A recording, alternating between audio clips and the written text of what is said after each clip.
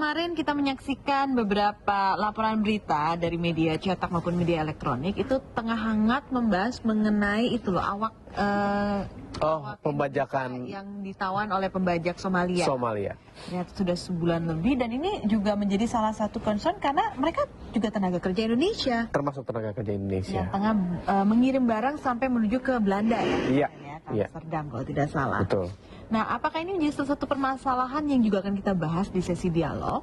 Kita pada hari ini akan membahas mengenai tenaga kerja Indonesia dan permasalahannya. Karena kalau kita bicara TKI, orang pasti berpikir mengenai para pembantu rumah tangga yang dikirim ke Arab Saudi, Malaysia, ke Hong Kong, ke tempat-tempat lain lah ya, negara-negara tetangga. Tapi kalau kita bicara secara keseluruhan, sebenarnya lebih besar dari itu. Setiap warga negara Indonesia yang berangkat ke luar negeri untuk bekerja, maka sudah menjadi tenaga kerja Indonesia. Jadi coba kita nanti lihat dari sisi pandang seluas-luasnya mengenai bagaimana peran pemerintah, bagaimana kondisi dari tenaga kerja Indonesia yang bekerja keluar dan juga memberikan devisa kepada kita dari luar negeri. Benar, ada yang mengatakan bahwa problema yang harus dimiliki pangkalnya ada di Indonesianya sendiri. Bagaimana training atau pelatihan mereka yang kurang memadai sehingga akhirnya begitu mereka sampai ke tempat bekerja mereka tidak sesuai dengan standar yang diharapkan. Iya. Ada yang juga mengatakan perizinannya yang terlalu berliku-liku sehingga akhirnya mereka melakukan tindakan ilegal. Ada yang mengatakan sosialisasinya sehingga sang tenaga kerjanya sendiri tidak mengetahui bahwa ternyata dirinya menjadi yang tidak resmi. Betul. Belum lagi bicara mengenai penegakan hukum apabila terjadi sesuatu terhadap tenaga kerja Indonesia di luar negeri. Bagaimana reaksi pemerintah? Apa yang harus kita lakukan terhadap mereka yang melakukan kesalahan di luar negeri ataupun mendapat perlakuan tidak baik di luar negeri? Kan harus ada law enforcement dan juga harus ada desakan dari pemerintah untuk bisa melindungi semua tenaga kerja Indonesia dimanapun mereka berada. Kita ikuti dialog sebentar lagi, coba kita lihat bagaimana teman-teman kami yang sudah ada di ruang VIP, mungkin sudah siap dengan tamu. Sudah ada. Langsung mengawasi. Sambil menunggu kita ke ruang tamu Selamat Pagi Nusantara, kami mengingatkan bagi Anda, silakan jika ingin berinteraksi bersama kami melalui nomor telepon 0215741435 atau 0215741501. Anda juga bisa mengirimkan SMS sekali lagi di 087796969000. Berbicara mengenai pekerja atau tenaga kerja Indonesia dan permasalahannya yang dimana kita akan membahas secara umum, secara general, secara luas. Iya. Anya Hilbram. Selamat pagi. Sudah bersama dengan kedua narasumber kita. Betul sekali.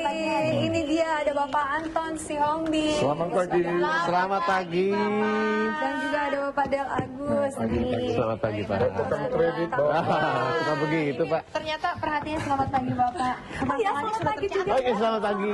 Selamat pagi. Selamat pagi. Selamat pagi. Selamat pagi. Selamat pagi. Oh iya. Kita besar tadi. Silakan. Mungkin saya juga, saya boleh ya di sini sebagai tamu juga ya? Lu jangan. Ini tenaga kerja Indonesia. Oh tidak, saya narasumber. Narasumber. Langsung daftar. Mantan TKI. Mantan TKI. Mantan TKI. Baik, silakan berarti dimulai saja dialognya. Baik. Kita akan mempersiapkan diri, melatih diri kita. Nanti kita uji kemahirannya. Mulai dari menyuguhkan teh, menyediakan teh yang paling pas. Nah, itu dia. Silakan. Iya, lewat hasil tehnya. Baik, pemirsa, pada pagi hari ini Anda sudah melihat bersama kami di sini, sudah bersama dengan kedua narasumber kami. Yang pertama di sebelah kiri saya sudah tidak asing lagi, sudah beberapa kali datang ke Selamat Pagi Nusantara, sudah ada Bapak Anton Sihombing. Ini merupakan anggota Komisi 8 DPR RI yang juga merupakan ketua dari Indonesian Employment Agency. Selamat pagi Bapak. Komisi 4. Komisi 4, maaf, Komisi 4 Bapak. Jadi dari dulu udah mulai tahun 87 udah aktif. Sudah aktif. Menangani atau cemplung ikut serta mengurusin TKI. Baik. Dan kita juga punya satu narasumber lagi, tentu saja tidak asing lagi bersama kita, Bapak Del Agus di sini sebagai pengelola perekrutan dan pengiriman TKI. Selamat pagi Pak. Selamat pagi. Wah, ini ceria semua Bapak-bapak di sini ya. Dan Ya. kita di sini akan membicarakan tentang TKI dan permasalahannya. Betul sekali. Dan sebelum kita membicarakan lebih dalam lagi, terlebih dahulu saya dan juga Disti akan mengajak Anda pemirsa untuk menyaksikan prolog yang telah dipersiapkan oleh tim Selamat Pagi Nusantara berikut ini. Tenaga kerja Indonesia merupakan salah satu sumber pendapatan devisa negara yang sangat besar, tidak kurang dari 5,3 miliar dolar Amerika Uang mengalir ke kas negara hingga September 2010. Dan dibandingkan pada bulan yang sama, nilai remitansi atau pengiriman uang TKI dari luar negeri meningkat 2,44%, yaitu sebesar 4,9 miliar dolar Amerika Serikat. Namun sungguh ironis dengan pelayanan yang diberikan kepada pahlawan devisa yang dirasa jauh dari harapan. Data yang kami peroleh dari situs Migrant Care menggunakan data dari Departemen Luar Negeri Amerika Serikat, 43% dari buruh migran Indonesia di luar negeri atau sekitar 2 juta orang menjadi korban perdagangan manusia, human trafficking. Berbagai bentuk tindak perdagangan manusia mulai dari penipuan dokumen atau upah yang tidak sesuai kerap terjadi. Permasalahan TKI bisa kita kategorikan menjadi 3 tahap, yaitu pra-penempatan TKI, penempatan di luar negeri, dan pasca penempatan. Dengan banyaknya permasalahan seperti penyiksaan, kekerasan, pemerintah juga seringkali melakukan moratorium atau penghentian pengiriman TKI sementara.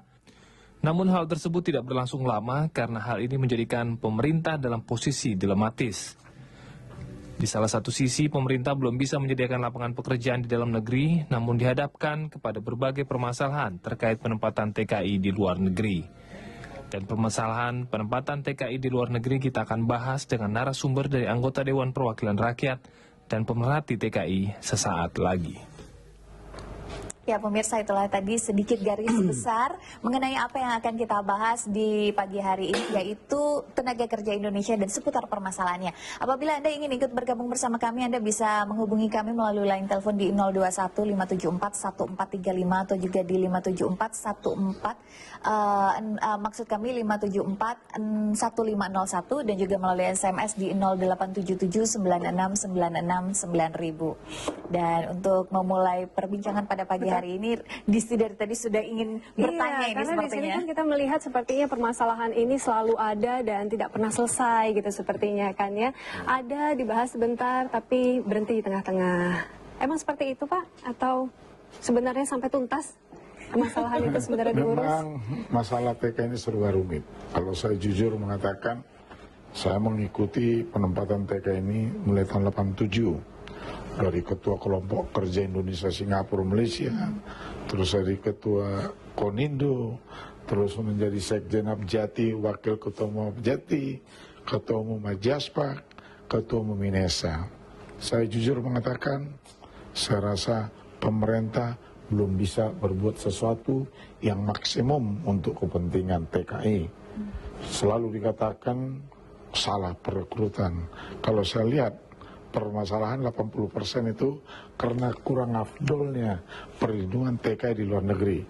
Contoh salah satu ya, TKI-nya kerja di luar negeri, asuransinya di Indonesia. Nah, ini tanda besar nih, kemana nih asuransi? Kalau jujur, itu asuransinya harus melekat dengan perjanjian kontrak kerja si pengguna jasa. Pengguna jasa mengasuransikan si TKI-nya menurut peraturan negara setempat. Kalau ini asuransinya perusahaan Indonesia, TKI yang kerja di luar negeri, nggak ada koneksitasnya. Ini saya rasa ada menguntungkan pihak-pihak tertentu, quote and quote. Satu. Kedua, perlindungan TKI dari puluhan tahun, saya rasa malah sekarang makin ribet. Yang paling penting, negara kita ini negara yang berdaulat, negara besar, mempunyai penduduk 230 sekian juta, negara yang kaya dengan sumber alam, tetapi alangkah naifnya kalau satu negara masih mengirim tenaga informal sebagai pembantu rumah tangga. Sangat banyak persoalan pembantu, apalagi ya contoh ya, ke negara-negara tertentu tidak ada MOU. Kita mengirim satu kontainer aja barang, itu harus ada bill of lading. Di backup lagi pakai LC. Jaminan uang. Manusia yang bernyawa untuk membuat MUI aja tawar-menawar. Itu sebenarnya nggak boleh disepakati. Lihat moratorium, dan harus kita lihat permasalahan TKI informal yang kita kirim. Ada beberapa TKI dari Jawa Tengah, Jawa Barat. Dia udah berkeluarga. Kerja ke satu negara 2 tahun bahkan lebih. Anaknya ditinggalin. Tiap bulan dikirimin duit. suaminya kawin lagi, anaknya terlantar. TKI sesudah 2-3 tahun kembali ke Indonesia. Karena suaminya udah kawin, dia punya uang, dia menikah lagi, punya anak, berangkat lagi TKI. Ada yang sampai 3-4 kali sedemikian rupa. Apa jalan keluarnya? Pemerintah tidak bisa memberi jalan keluarnya. Belum lagi, TKI-nya berangkat 2-3 kali, ada uangnya, tetapi tidak bisa dimanfaatkan. Usaha-usaha produktif apa yang boleh dilakukan pemerintah? Makanya Departemen Tenaga Kerja itu digabung dengan Departemen Transmigrasi. Tujuannya itu. Tapi sekarang apa yang ada? Saya lihat seperti Pak Menteri kita sekarang, staf ahlinya puluhan, entah untuk apa. Sekarang menjemput TKI lagi pakai kapal laut, itu bagus. Tapi itu kan merupakan juga satu perhatian juga Pak dari pemerintah kemarin kan, karena pertama ada heboh-heboh banyak tenaga kerja kita yang overstayer di sana di bawah jembatan Kandara. Kemudian memang ini sudah dipulangkan sekitar 2.000-an Bapak, 6 kloter. Sekarang akan dijemput lagi, kemarin baru saja berangkat. Ini sudah menjadi satu bentuk positif dari tindakan pemerintah kan? Dan harus dilakukan. Undang-undang mengamanatkan, konstitusi mengamanatkan bahwa pemerintah harus bertanggung jawab, wajib Terlambat untuk nggak Pak melindungi sebenarnya? TKI. Udah terlambat namanya, udah overstay ya. Kalau overstay itu kan udah illegal worker di luar negeri. Cara masuknya itu bisa ilegal, tetapi sesudah inter di sana menjadi ilegal. Tapi walaupun itu kita syukuri. Tetapi langkah konkret apa ke depan ini? Kalau menurut saya, negara yang besar, negara berdaulat tidak boleh mengirim pembantu rumah tangga. Itu menjatuhkan martabat bangsa dan negara Indonesia. Di samping itu juga, di zaman saya dulu, tiap perusahaan tenaga gabung ini kan ngirim pelaut. Itu tenaga formal, harus kita dukung. Saya juga ngirim pelaut dulu. Kalau dulu, ibaratnya tahun 2005, diperbolehkan mengirim tenaga yang informal 80%. Tahun 2006 ini menjadi 70%. Berkurang. Yang formal menjadi meningkat. Sehingga sebagian besar tenaga kerja yang kita tempatkan itu adalah yang formal. Contoh India, contoh Filipina. Dan di samping itu juga bagaimanapun untuk melindungi tenaga kerja informal. Dulu kan saya sering, bagaimana mau melindungi tenaga kerja di satu negara yang jarak satu kota ke kota yang lain 500 km. Atasnya ke tenaga kerjanya cuma 2 orang. Mau dijalanin? Nggak mungkin. Memperbanyak atasnya juga sampai sekarang masih sangat susah. Makanya quote-unquote pemerintah masih kurang peduli. Baik. Tapi mungkin saya juga bisa beralih ke Pak Agus ya. Kalau kita melihat dari segi perekrutannya itu sendiri, kalau tadi dibilang kan kita tidak pantas lagi untuk mengirimkan tenaga-tenaga yang bekerja sebagai informal ya kan. Nah, lalu kalau kita mengirimkan tenaga formal itu sendiri, apakah standarnya terlalu tinggi sehingga kita masih terus mengirimkan sebagai pembantu rumah tangga? Sebetulnya bukan standar terlalu tinggi, tetapi pemerintah kita ini terlalu merendahkan standar. Jadi kalau kita berbicara sekarang, misalkan negara pembanding kita adalah, kita contohkan Filipina misalkan. Sekarang Filipina itu mereka sudah sangat sedikit sekali mengirim untuk sektor informal ya. Bukannya tidak ada, tapi sedikit sekali. Dan sekarang mereka lebih merambah ke negara-negara baru, seperti mereka sudah masuk ke Eropa, mereka sudah masuk ke negara-negara yang lebih maju, tidak hanya kita berbicara di Asia dan Timur Tengah aja gitu ya. Nah, ini yang kurang di pemerintah kita. Kalau kita bicara dari tahun ke tahun, dari tahun 80-an sampai sekarang tidak ada perkembangan negara. Ada kita baca di website pemerintah mengatakan Australia, tapi siapa? Kapan? Siapa yang pernah diberangkatkan? Atau kita pernah mendengar istilah negara-negara baru gitu ya. Tapi itu hanya semacam wacana di website aja, seolah-olah ada permintaan. Padahal jadi belum ada tuh suster-suster yang katanya dikirim ke Australia? Ada, tetapi ya tanda kutip lah ya. Tanda kutip lah, artinya sebuah pasar yang baru itu menurut saya belum berkembang.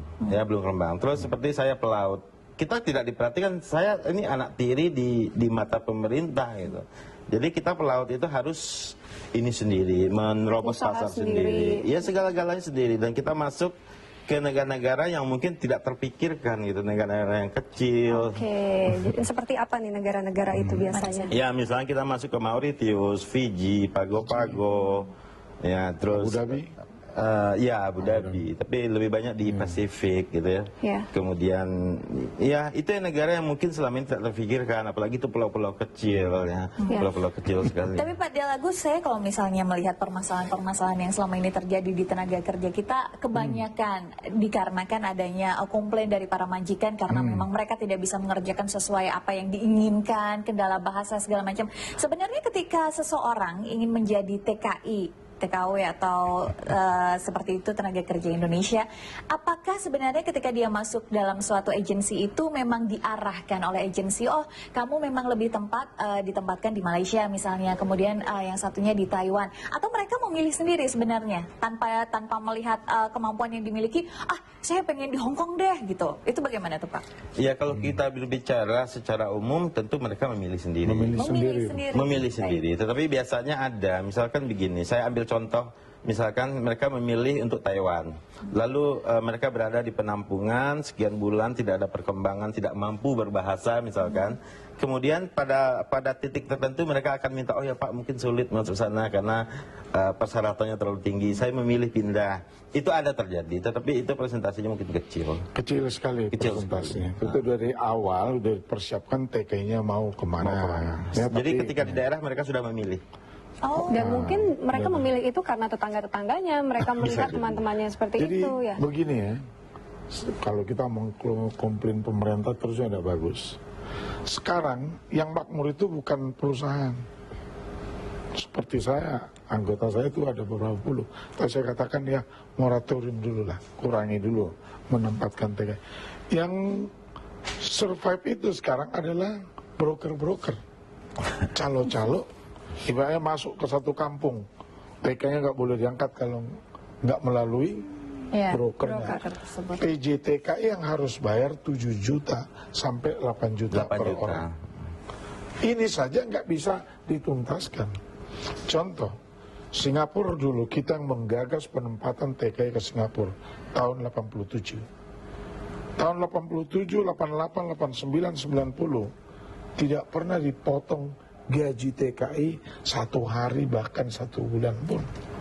Tetapi sekarang pemerintah bisa dipotong gaji nggak salah 6 bulan sampai 9 bulan. Sampai coba mau ngapain kerja ke luar negeri kalau gajinya dipotong sampai sekian bulan? Iya. Ya enggak? Ya. Apakah ini mau dilanjutkan terus? Ini kan manusia. Sedangkan kita mengekspor barang itu ada deal yang resmi, ada undang-undangnya dan dilindungi. Tetapi manusia, saya miris hati saya kalau saya di airport maupun di luar negeri ngelihat bangsa sendiri ngantri itu 200 meter Panjang untuk ya Pak ya. counter, nggak ada yang peduli. Baik, Pak Anton dan juga Pak Delagus, kita mohon maaf dipotong dulu karena ini ternyata sudah ada satu pemirsa yang ingin ikut bergabung bersama kita, dan kali ini dari Padang sudah ada Bapak Budi di sana. Selamat pagi Nusantara. Selamat pagi. Selamat pagi Indonesia. Silakan Pak Budi. Begini Bu, sistem pemerintah kita, sistem hukum kita yang salah kaprah Bu. Sistem Indonesia di dunia paling bobrok karena mereka mempekerjakan rakyatnya ke luar negeri. Sedangkan ukuran 17 Agustus merdeka kita Bu, merdeka itu bukan kita bekerja lagi, pemerintah yang bekerja. Jadi sistem ini sama sistem TKI Bu. Terima kasih. Assalamualaikum. Waalaikumsalam. Pagi-pagi marah. Pagi-pagi udah bilang marah-marah ya tampaknya di sini. Jangan darting Pak Budi, darah tinggi. Darah tinggi. Mungkin ada penelpon lagi atau belum? Kita saat ini masih menunggu telepon dari Anda pemirsa. Jadi kalau misalnya ingin bergabung, kita masih membuka line telepon di 0215741435. Iya, dan mungkin tadi sempat dikatakan bahwa ini adalah salah kaprah. Tapi sebenarnya nggak selalu lah ya Pak ya, dibilang salah kaprah. Mungkin ini kan tetap ya ada mungkin dari kesinambungannya itu sendiri. Oh, ada penelpon lagi ya? Ternyata ada Oh, baiklah. lagi. Yang saat ini yang telah menanti adalah Bapak atau Ibu Yori. Selamat pagi. Pak Yori. Pak Yori, iya, selamat pagi. Iya. Mungkin di sini ingin bergabung bersama kita. ingin bergabung dengan semuanya, Ya. terutama dengan moderator. Silahkan.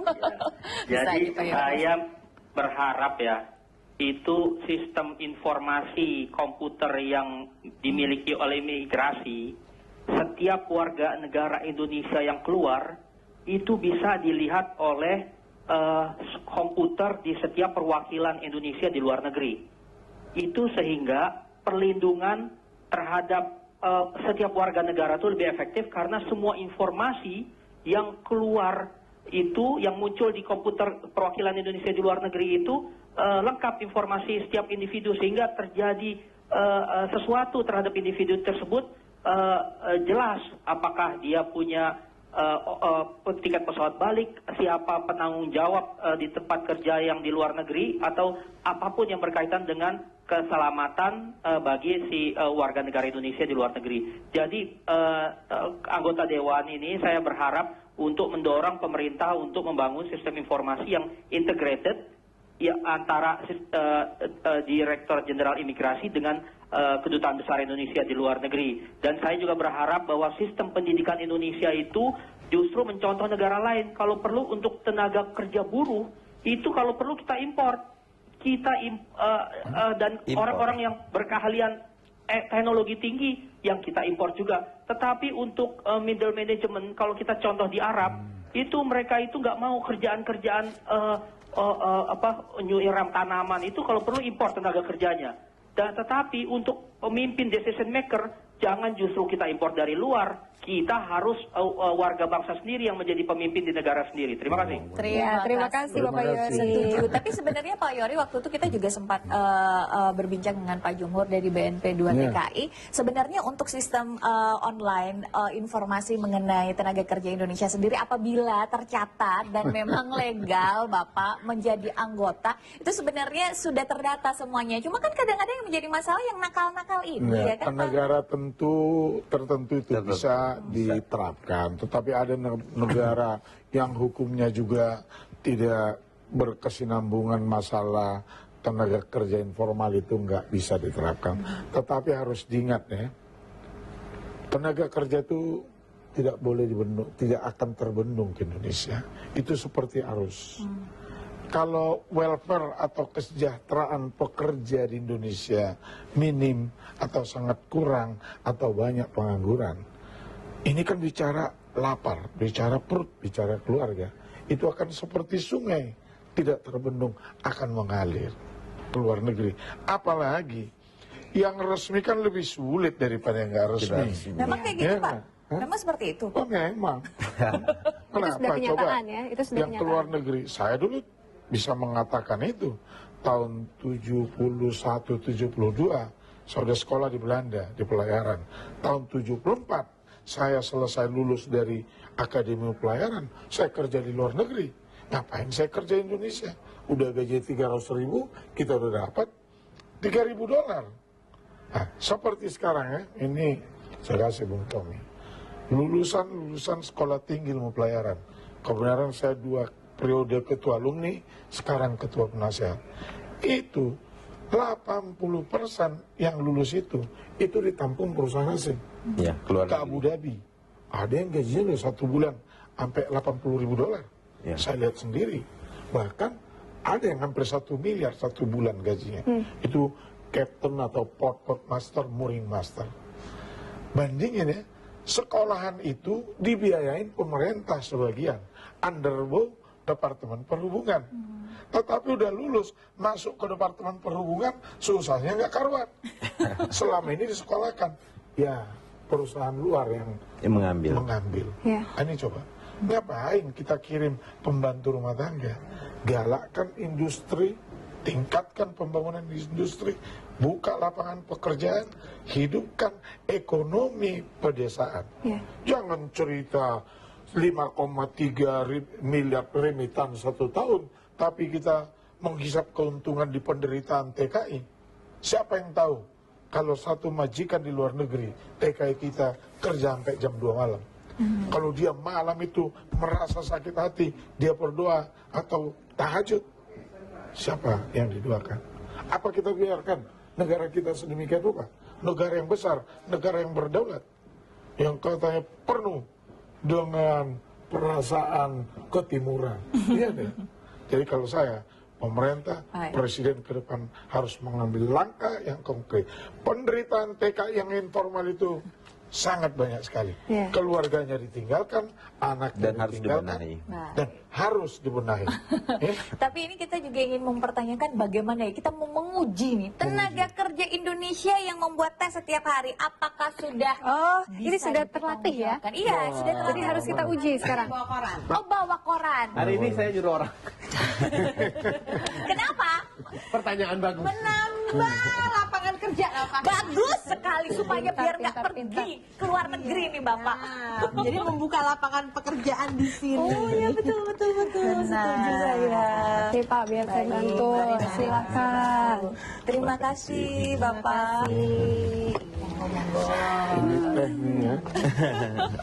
Tapi jangan tertipu, bukan bikinan dari Anya ini.